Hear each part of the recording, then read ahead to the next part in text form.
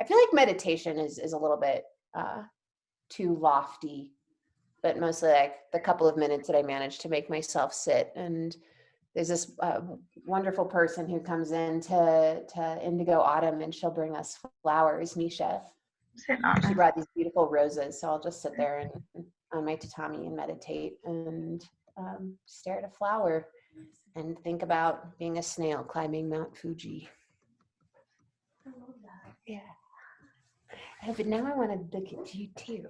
There's also good lighting over here. There we go. Webinar is now streaming live on Facebook. Woo! Let us just double check that it's working, and then we'll get started. 6:03, not too shabby. Mm-hmm. Do you see it? Yeah, it's on. Cool. We're good. Wonderful.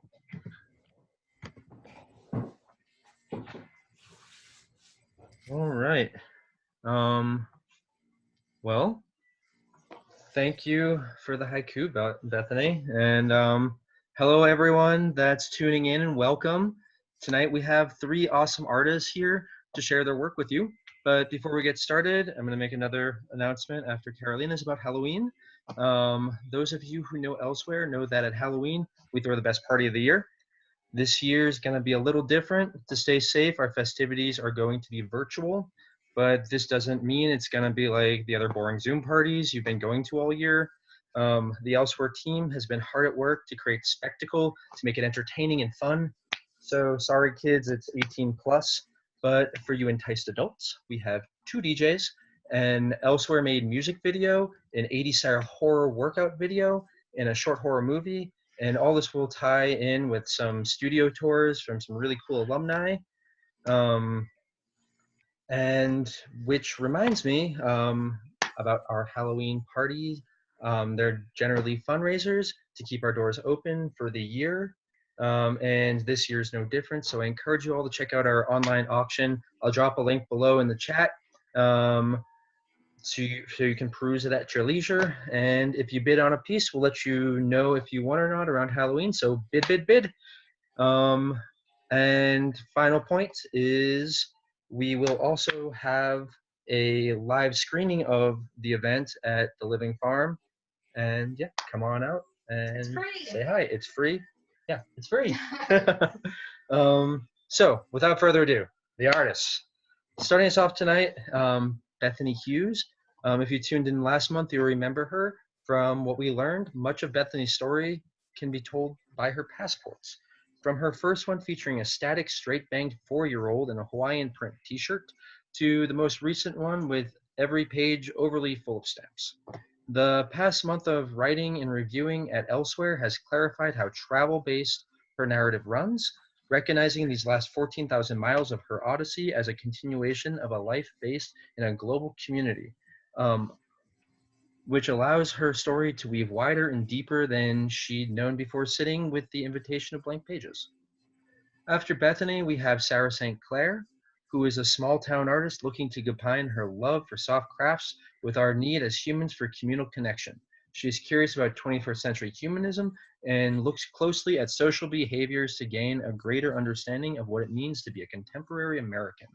She's been spending her time and space to uncover the ways in which soft craft materials and methods can be metaphors and models for the creation of communities from individuals. And closing us out tonight is Kelly Huffman, who is an essay and nonfiction writer whose subjects range from family and travel to relationship and aging. She has ridden her bicycle across North America twice and has lived in Illinois, Arizona, Washington, Vermont, and Morocco.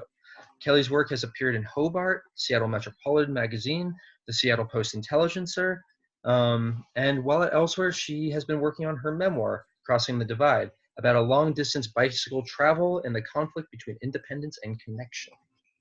And so I'll hand it over to Bethany now.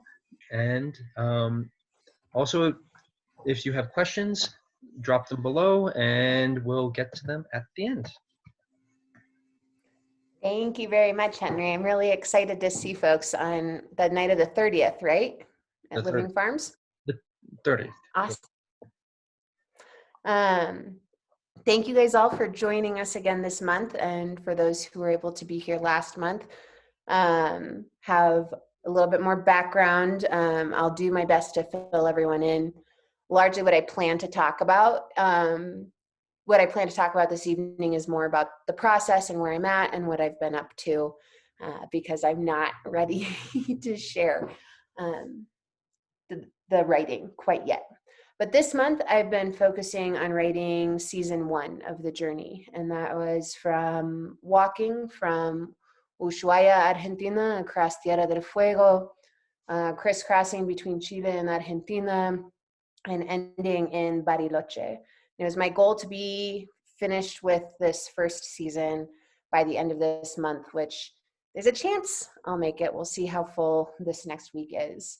So far, I'm looking at about 7 chapters and 200 pages. So there's going to be a lot of editing work to do, and I know that as I have been quite intentional in holding the space to just write whatever comes rather than trying to tailor it.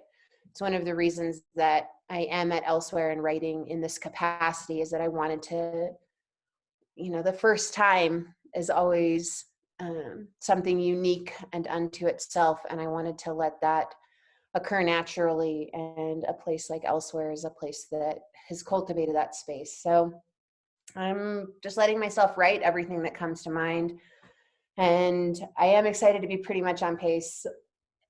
And I'm also grateful for my hiking partner, Neon. We still talk probably at least once a week, and she's always been the time lord of the two of us, and she kind of helped me adjust my expectations, as I said that I would be writing 1 season per month, but she's gone through all of our photographs from the seasons, and she said, just remember, our first season was 5.5, 6 months long, and our second season of hiking was 13 months long. So next month, I think I will have a little bit more full of a plate.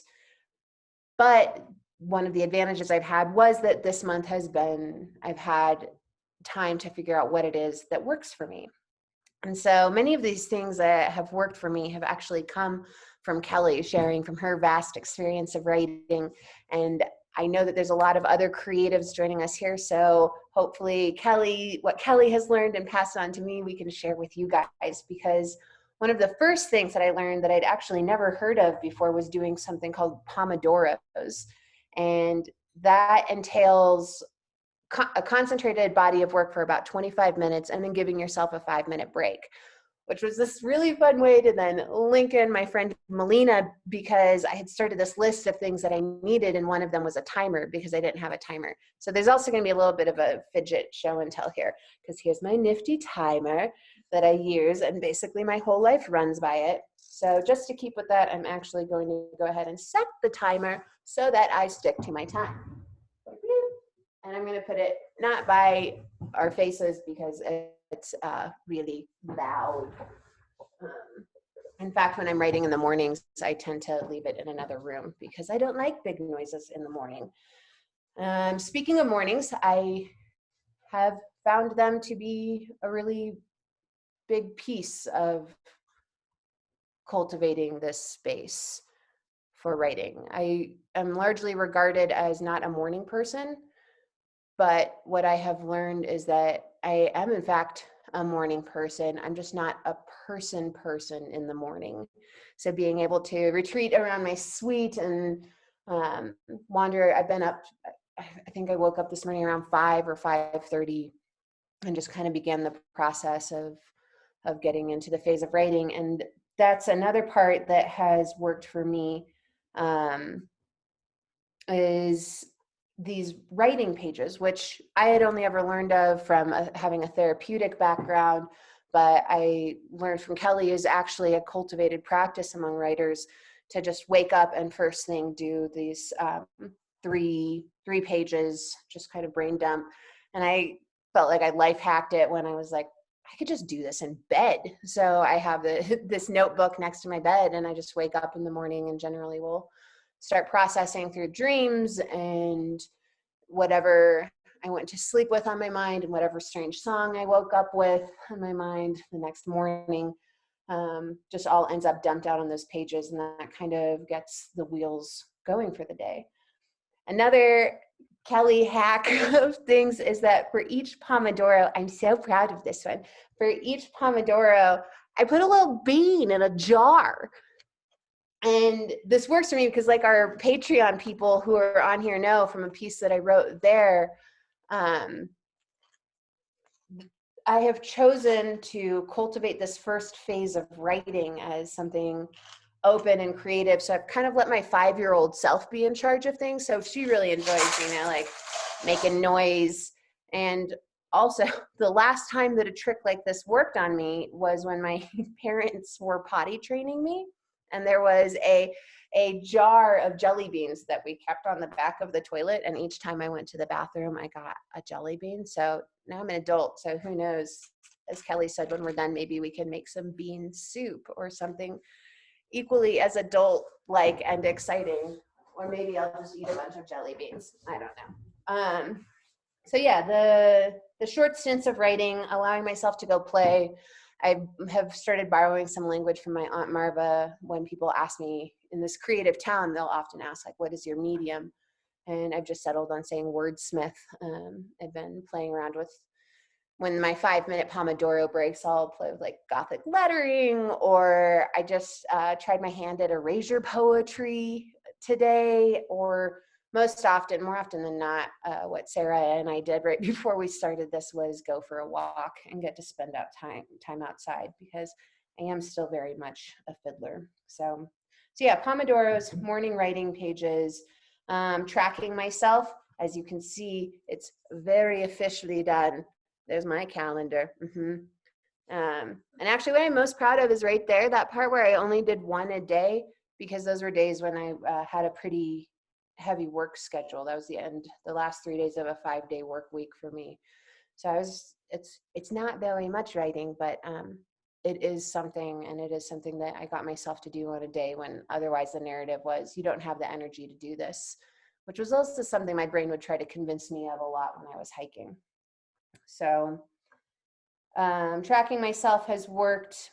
I'm also grateful for being fed these days. Because of working at Indigo Autumn, I get to bring home fresh produce, so having that food.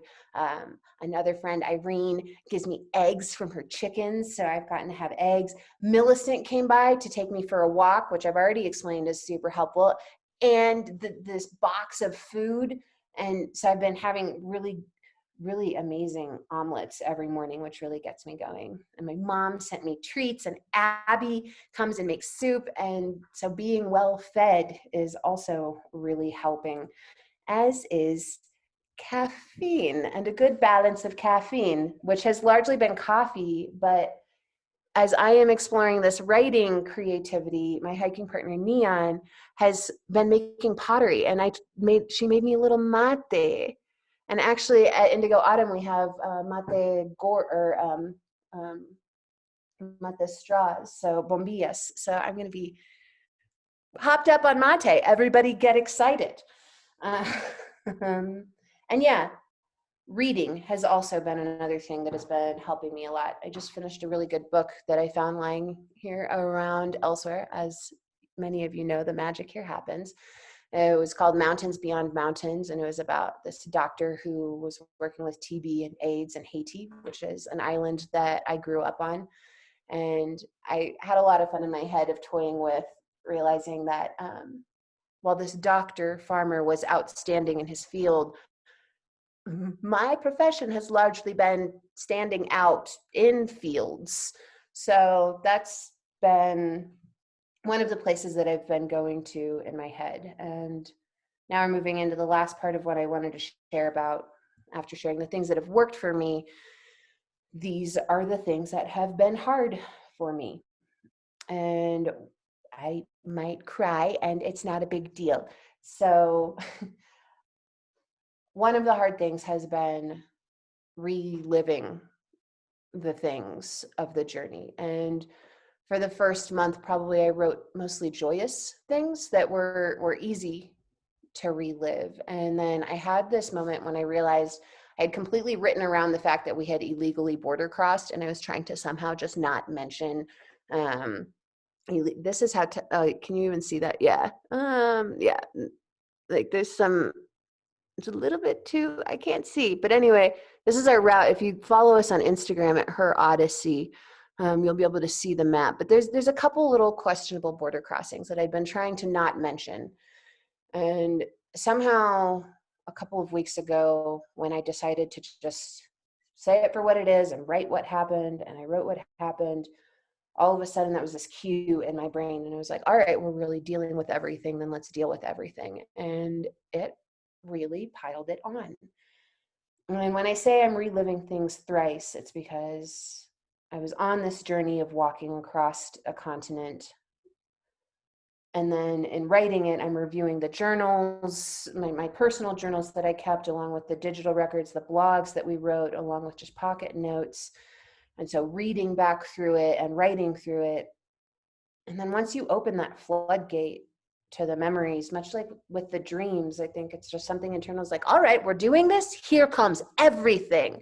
And I will have these moments when, for a moment, I'm struggling in the sea in Panama, and then I leap to a place, this particular spring that I came across on the Continental Divide Trail that was restful, to walking across the open flats of Bolivia, being horrified because her fingers were starting to turn blue and her lips were blue and she couldn't talk. And we're walking into this snowstorm. And then when in actual fact, I'm just standing, and then I come back and I'm just standing there sweeping up where someone had dropped some yeast outside of the bulk area, and at Indigo Autumn. And those kind of like emotional and mental time travels are really exhausting. And it's not really something that I feel like I would be able to do unless that I was someplace that I felt safe,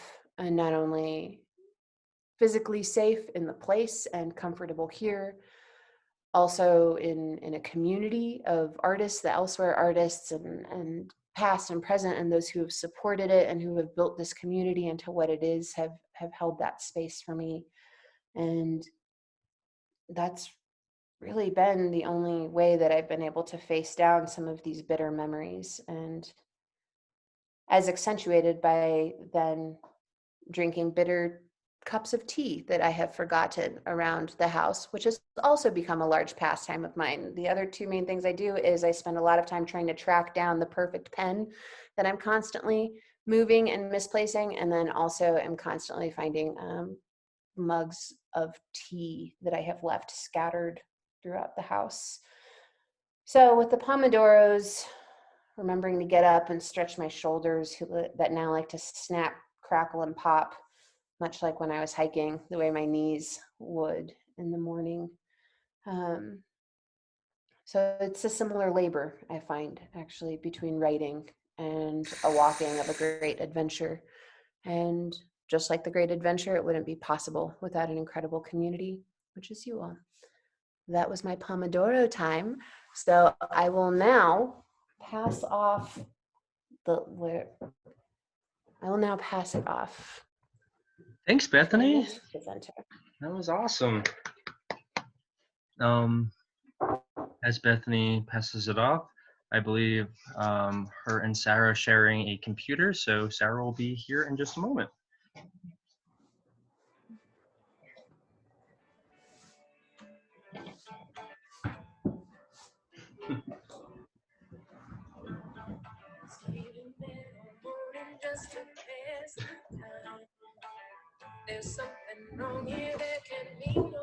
Hello, everyone. That was so ridiculous. That's me for you. Hi, yeah, I'm Sarah St. Clair. And first of all, I would like to thank Elsewhere, Carolina, and Henry for providing me with some significant stability during this very shaky time. And so while I've been here, I have been very focused on experimenting and not judging my creativity, and sort of finding my footing as an artist outside of an institution, a floating artist. And so I would just like to share with all of you my creative dabblings. So first of all, I have this ongoing project, which I call reusable disposables. And I had this idea a while ago where I just thought it was funny to crochet disposable objects, so making them reusable. So this is a reusable roll of toilet paper that is crocheted, and it's just supposed to be funny. I don't expect anyone to use these things. That would be scary. But anyway, mostly I like to be working on these reusable disposables to keep my hands moving and my gears turning, so I can be not super invested in like what my thought process is for a project, but I can keep sort of doing this with my hands. And then the toilet paper became very topical at the onset of the pandemic because of everyone freaking out about toilet paper. So I sort of presented the project then in that sort of a light of, it just became like a humorous twist on this collective fear response of hoarding toilet paper. So yeah, that's something I always keep working on. So next, I would like to talk to you about a project I've been working on that I'm calling shoulder pads. And this starts with thrifting, which is something I very much enjoy doing. And I bought 2 new sweaters that had huge shoulder pads in them, and I was like, these are horrible. So I cut them out and I threw them away. But like after I threw them away, they were calling to me from the garbage. They were like, save me. So I dug through the garbage and got my shoulder pads out. And then I brought them here, and I had no plans for them, but I kept just the shape of them. I just wanted to put them on my chest. Like I just always was putting the shoulder pads on my chest. So then I would like to share with you a quick piece of documentation. So basically, by putting these shoulder pads on my chest, this juxtaposition of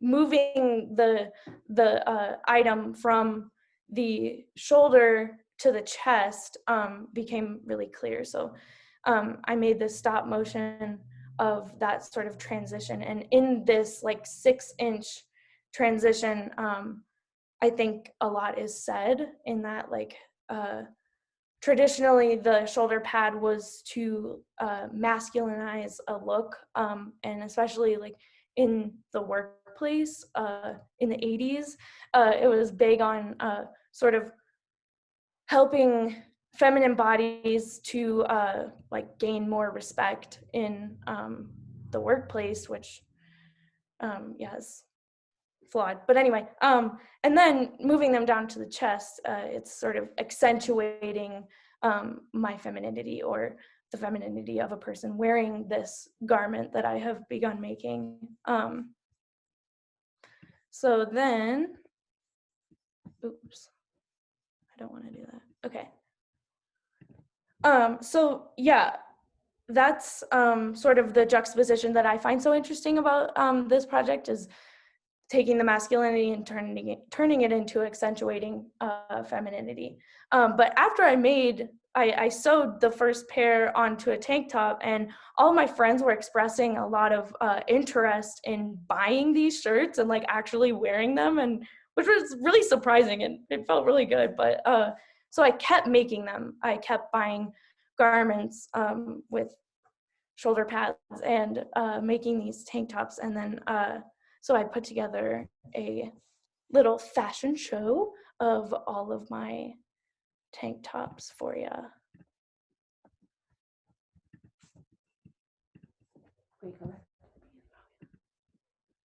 Oh, okay, here we go.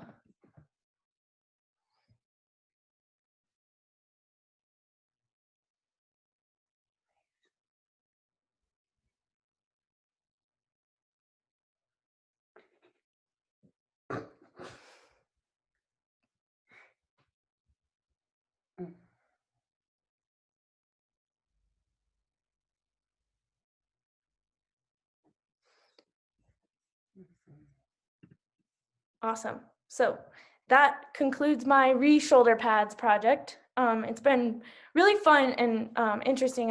I've never really worked with textiles that way, and I've been hand sewing them, which is a beast sometimes, but it's been interesting. Anyway, my last project that I would like to share with you all is I'm titling it You Are. It's back on the floor behind me if you want to peek at it, but I have, no, I got a photo here. So this is a progress shot of it. Can anyone guess what it's going to say? Just kidding. Anyway, so this is the piece so far. It's not finished yet. But while I was crocheting toilet paper one day, actually, this saying just kept playing in my head over and over: fucking pervert, fucking pervert, fucking pervert, over and over again. And so I decided to just start crocheting it, start crocheting these letters pretty big, and just kind of see where that takes me. And then after starting working on it, like I said, keeping my hands moving keeps my gears turning, and so it then reveals deeper meanings to me. So through working on this project, it was like clear to me why I was making it out of crochet, is that this medium is traditionally thought of as like very domestic and feminine and soft and beautiful. And so in this piece, I'm working to sort of flip that narrative into, yes, it's beautiful, but it can also be strong, profane, and accusatory. So for me, personally, there have been knots tied in my softest places. And so the narrative behind this piece is that these soft domestic knots exclaim what many people have not, and what they could not or did not or whatever. So yeah, it's been a process working through this piece, and it's been very telling, and I'm very interested in a sort of communal experience of this piece, saying what many people couldn't. So that concludes all of my formal work that I've been doing, but also, in case you were wondering why I roller skated on screen, it is one of my biggest hobbies. So if I'm not working here, or when I get really frustrated working on my hand sewing, I go to the tennis courts in town and I like to roller skate there. And I've also been trying to teach myself how to play the banjo, which is interesting. I'm not very good at it, but we try. But yeah, I have just been having such an amazingly fruitful time here, and I appreciate the space and the time more than anything. That's me. Thanks, Sarah. That's awesome. Good job. Next, we have Kelly. Hi, everybody. That's me. My name is Kelly Huffman, and I'm a writer. As the intro said, here to work on a memoir. And I was a little late logging on because I hope you all noticed that all the residents are wearing the same shade of garment. That was an artistic direction choice that that was made together kind of for us. It just kind of happened. So in the spirit of unity. Yeah, I just want to say also how grateful I am to be here. And it's been about 2 months now, and I'm just in awe every day of the beauty of Paonia and the surroundings here. I just feel like, oh, I was meant to live in this climate all along after many, many years in Seattle. So it's really funny, like, and this kind of, it didn't occur to me, but maybe this next thing that I'm going to read builds a little bit on Sarah's last piece, the fucking pervert piece. because I don't know, I never thought about it before. So as was mentioned in the intro, I rode my bicycle and camped across a lot of North America in 2 different years, 2016, 2017.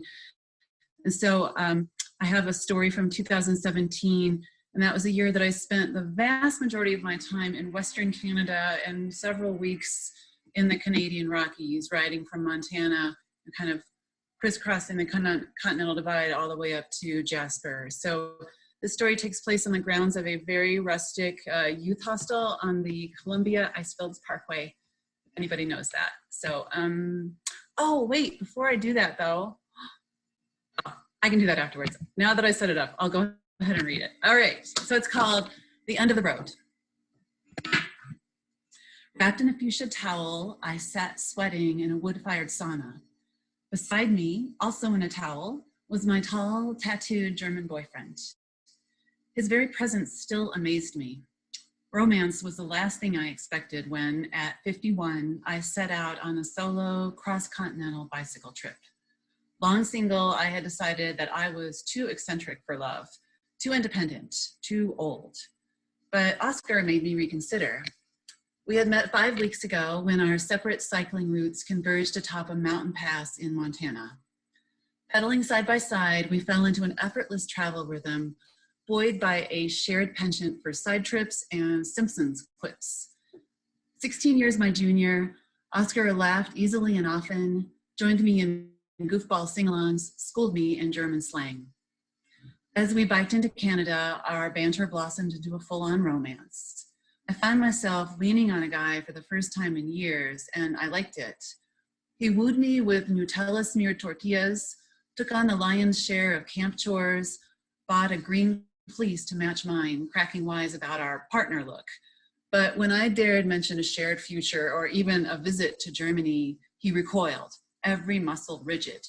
Confused and stung, I strived to evince the ultimate cool girl. It's just a fling, no expectations, let's ride. Our easy harmony resumed, and together we had covered more than 700 miles to land at this sauna in the Canadian Rockies. Ready to cool off, I asked? We walked to glacier-fed Rampart Creek, where I flung off my towel and waded in naked. No bird bath for me, I wanted full-on immersion. Stepping deeper into the water, I belly flopped into the perfect pool. But the creek was moving faster than I realized. I gasped as the current whisked me downstream. Flailing, I reached for a passing boulder. It slipped out of my grasp.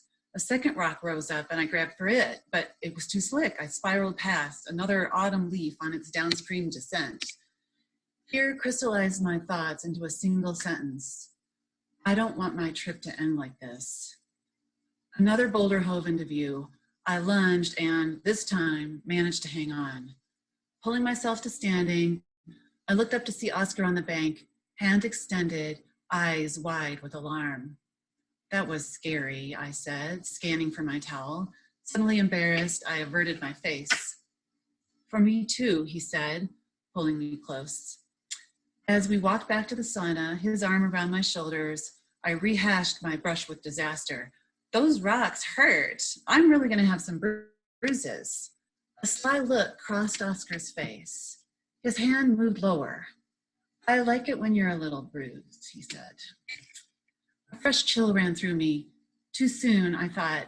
It's too soon to turn this into a joke. Tongue-tied, I scrabbled to excuse Oscar's remark to myself. His timing was off. His judgment was skewed. He was eager to slough off the serious and return to our usual silly. Anything to avoid the truth. I had spun dangerously out of control in the creek, and Oscar parlayed it into a sexual come-on. No matter how amiable or exciting a travel companion, he would never venture into the deeper waters of relationship. He was rooted in the shallows. In keeping my silence, I hung on to my delusions of our suitability, of a future together, the way I had clung to that boulder in the creek. But I couldn't hang on much longer.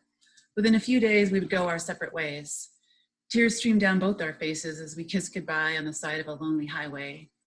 Thank you for the amazing ride, I said. I adore you. I watched as he disappeared over a hill. After more than 5 weeks of round-the-clock companionship, the return to solo cycling was tough. I sobbed every time I sat down to a solitary meal, every time I unfurled my two-person tent. But in the end, the adventure was worth it. Bicycle touring had taken me farther than I ever imagined and finally brought me home to myself. That's the end of that one. Thank you. And I was going to share, I like sharing pictures. So I was just going to share, this is the first one, is the Paonia one. Everyone's familiar, tomatoes, but Bethany was talking about morning pages. So I often have companionship for my morning pages. And the other thing I was going to share is not that. Yeah. I'll try one more time here. I just wanted to show, I always like to see, people are often curious. So a couple pictures from the bicycle trip. That's the end of the bicycle trip. That's me and all my gear. And I do have this bicycle in Paonia, I'm very proud to say. This is, me and all my stuff. The tent and sleeping bag, I believe, are in that cheap plaid bag. And I had, I think I had one quick, I just thought it would be fun just to get a sense of what it looked like on the Canadian Rockies.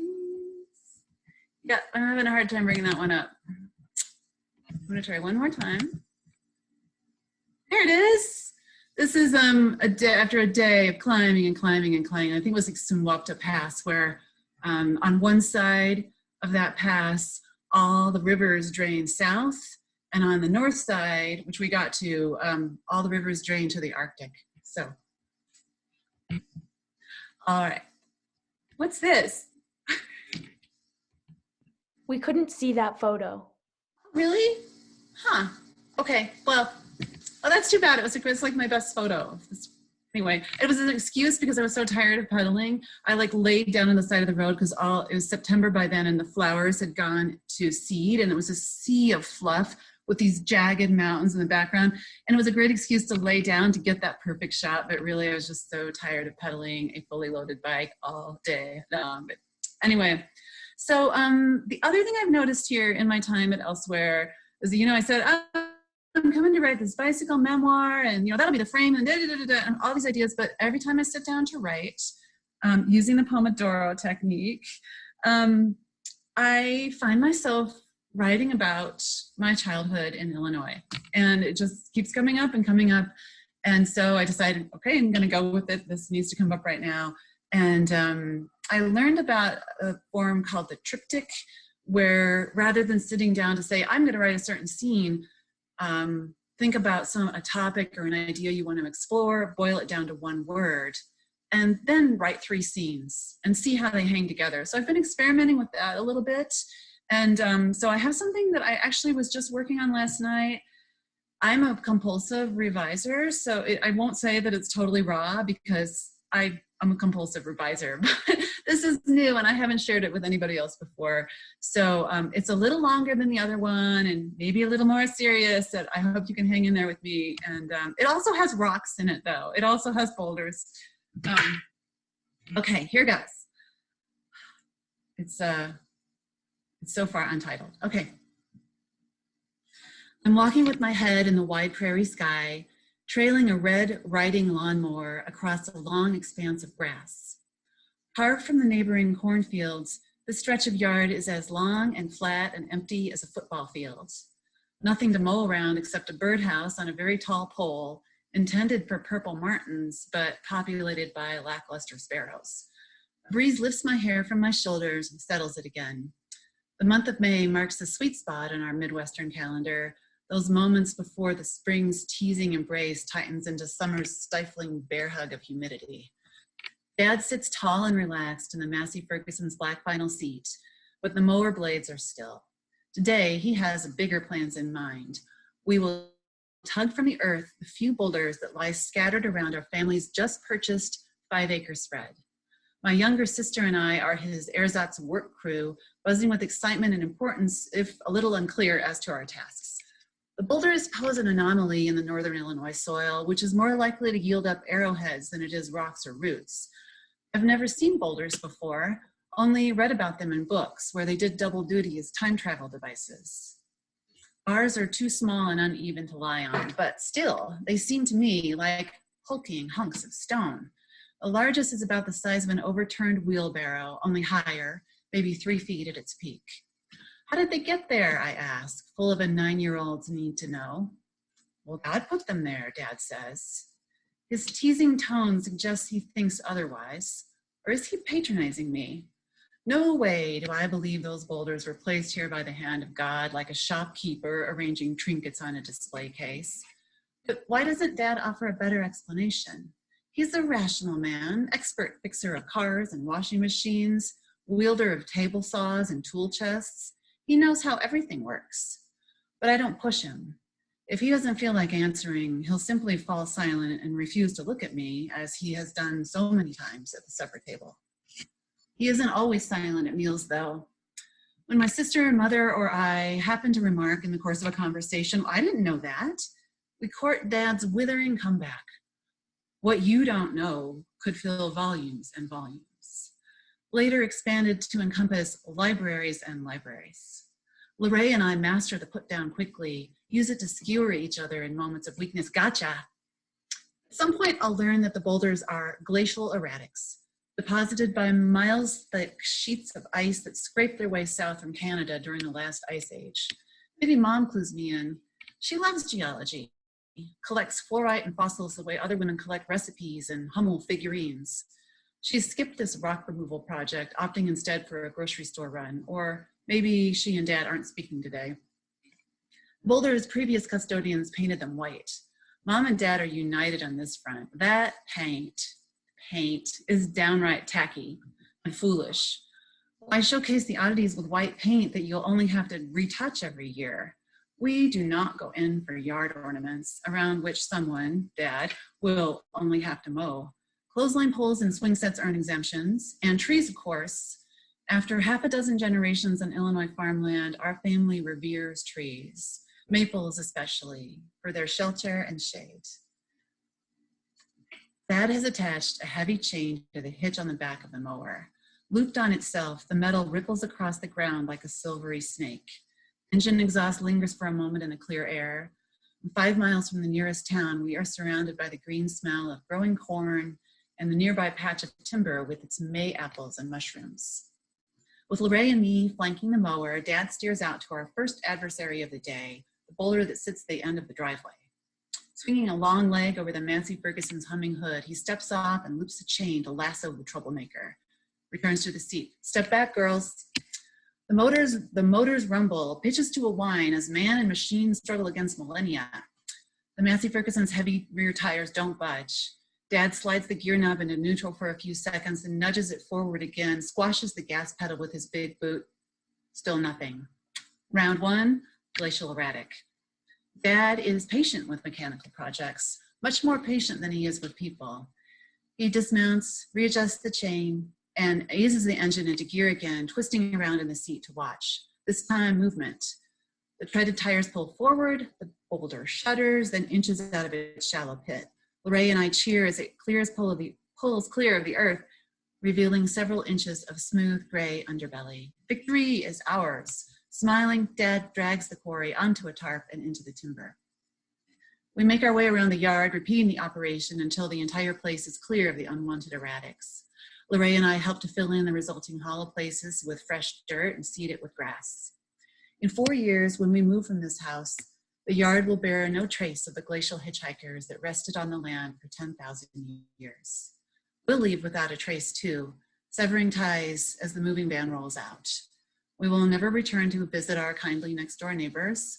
We'll not stay in touch with the family down the gravel road or the couple across the river. There's no rancor. It's simply how we operate, done with one thing and on to the next. Mom buys a new refrigerator magnet. Bloom where you are planted, it tells us. It sounds wise, I guess, but I can't help but think of those boulders. dislodged and dragged from the place that God had intended them. That's the end of that one. So thank you. Thanks everybody for listening and for being here. That's what I got. Thank you, Kelly. That's awesome. It was so awesome to hear your stories. We have a couple questions from Facebook at the moment. Carolina, could you relay them?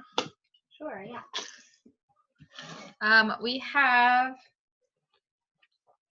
one question right now. Well, we have a couple questions, but one for Bethany from Abby. Abby says, Bethany, it's clear from your presentation and having had the opportunity to hang with you in person that you deeply value the contributions and passions of other human beings you encounter. It seems to be a priority of yours to build up and promote those around you. Is this a conscious practice on your part? How does this perspective influence your travel/writing project? Thanks, Abby, for that question. Yeah, that's a great question. Yeah. Oh my gosh. All right. Well, I guess we know what we're talking about next time we go hiking, Abby.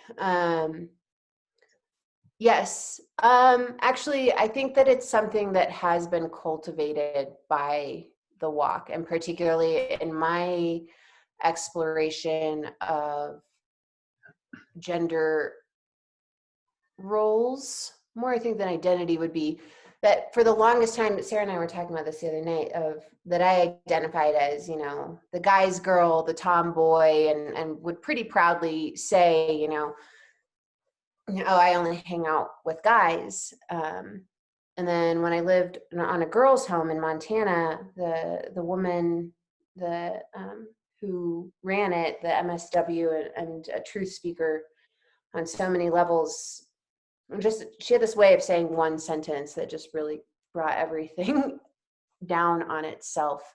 She said, the things that women criticize in others are the harshest judgments that you carry of yourself. And when that mirror got held up that close to my face all of a sudden, that I think planted the seed for something that then didn't crack open or break the surface until one time I found myself sitting there talking to a group of friends, and again repeating my old narrative of, oh, I mostly just hang out with guys. And I looked around and I saw that I was surrounded by women in that moment. And that was when I allowed myself to make that shift and to recognize that actually both sides and both ends of the spectrum and everything in between brings forth this vibrant color of community, and that it's so much brighter with all of those different pieces in it.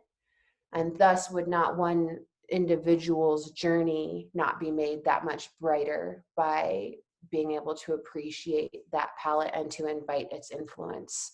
And particularly as a woman at this level of exploration, there's really only been at this stage 4 or 5 other men who've done a journey this long across the Americas, and most of their journeys are of conquest and of how they've done it alone and this single-minded focus.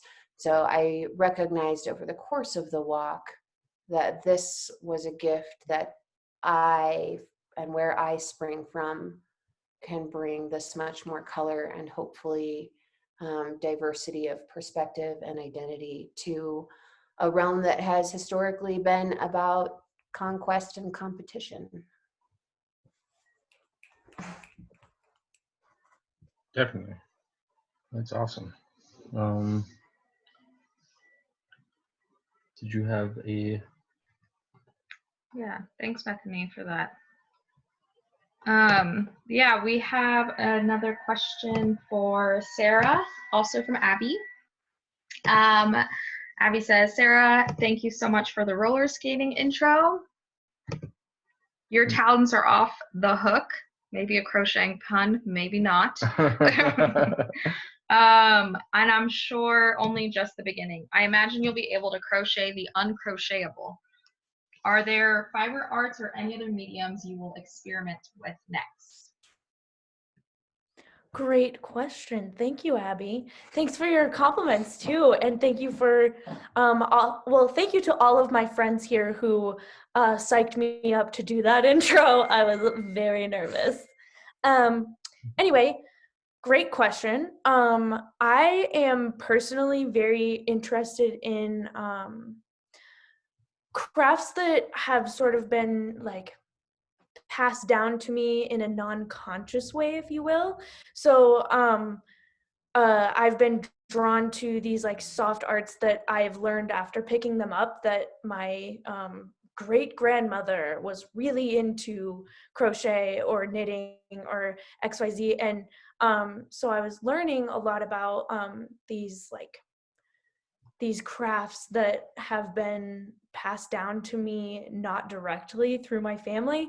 And one that really caught my attention that is next on my docket is tatting, which is making the process of making lace and like doily making. It's basic. It's very similar to crochet, but like just with like thread. But Is it a tiny, tiny, tiny hook? And you just yes, still crochet like a little spider? yeah. The hooks are laughably small. Like it's hard to even see with your eyeball. But yeah, that's up next for me, tatting. That's super cool. Yeah, that's awesome. I've seen some tiny lace doilies in like craft museums before, and they're so intricate and beautiful. Well, thank you for sharing. I have one more question, also on Facebook, also from Abby. Abby, thank you for being so great with these questions. Yes, thank you, Abby. This one's for Kelly. Kelly, first of all, I love the way you integrate geology and landscape into the memory and emotion of a snippet of your childhood.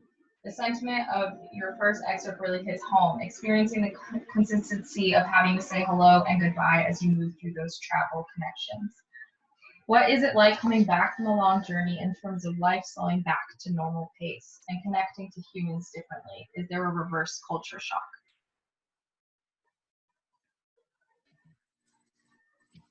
Thanks for the question. It was 3 years ago that trip ended. 3 years ago this month, right around this time. And I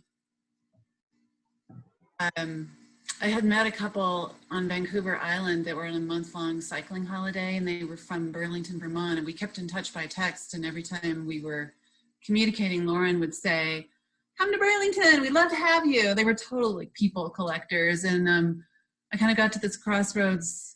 I was only in Saskatchewan, and it was late. It was September, and I'd already been through a snowstorm, and I had to make a decision about where I was going to go. And so I texted her and said, "Can I really come to Burlington?" And she said, "Sure, come on out. We'll figure it out when you get here." And so I got on a train to Toronto and then biked the rest of the way to Vermont, to Burlington. So that was like my experience of like coming back. And yeah, it was culture shock to not be on the road anymore. And I so much resisted. I was so proud of the fact that I only had 2 pairs of shoes. I had my bike shoes and I had these water shoes, sandals. And it was like late October in Vermont, and I would go on walks in the woods across from the house where they lived, and I would like wear my bicycle shoes with the cleats. I was just so resistant to like really accepting like I'm off the bike now that Lauren eventually, like, she drove me to the mall and essentially stood over me and until I bought a pair of shoes, like, and just like lace up, like tennis shoes. So that's my memory of like how rough it was to settle in, and settling into a place where I'd never lived before was it posed its own challenges. But I think the bicycle trip one of the things I really like about bicycle touring was how easy it was to meet people. Like so many people were so curious about what I was up to. And that really opened a lot of doors for me and brought out the more like sociable, gregarious side of my personality. So with that, I felt like it helped me, it just helped me to integrate much more quickly into Burlington, Vermont than I never, ever could have, I think, before.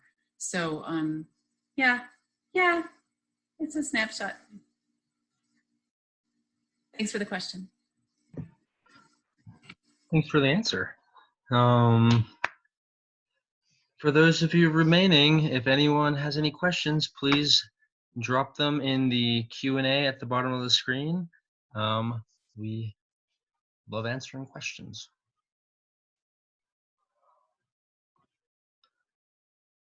Anything new on Facebook? Nope.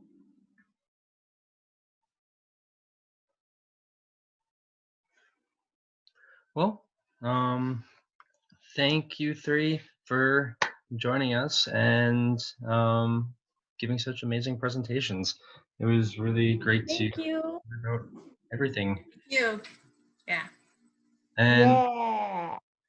once more, to those of you remaining, I dropped the link in the chat for the art auction that is happening for Halloween. Head over to the auction, please, and bid on some cool art.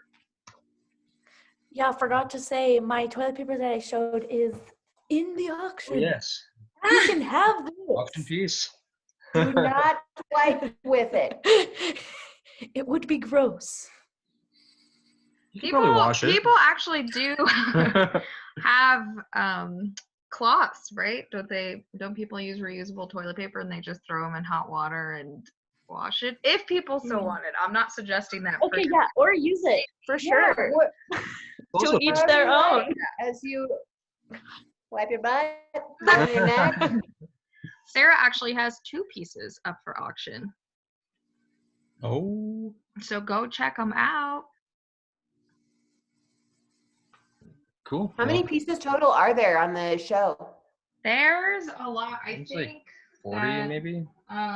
we have, I have to pull up right here. We have about, is that 13 artists, 13 to 15 artists, and some of those people have like between 1 to 5 pieces, including Abby, who is awesome with all the questions tonight for the artists. Abby's actually a 2-time Pass Elsewhere resident and now a current 2 times. Paonia resident. And she has some really cool things up, including a book that she finished while she was in residence last year in August. That's up there. She also has some cool ceramic spoons that are kind of spooky. They have like little eyeballs drawn into them. Yeah, there's a lot of cool things. Yeah, so go on and check it out. And if you're local, come hang out with us at the Living Farm on Friday, 7 to 10. All right. Thank you guys so Thank you much guys for so much. sharing. It was great. Thank you. Next month. We'll see you guys sooner.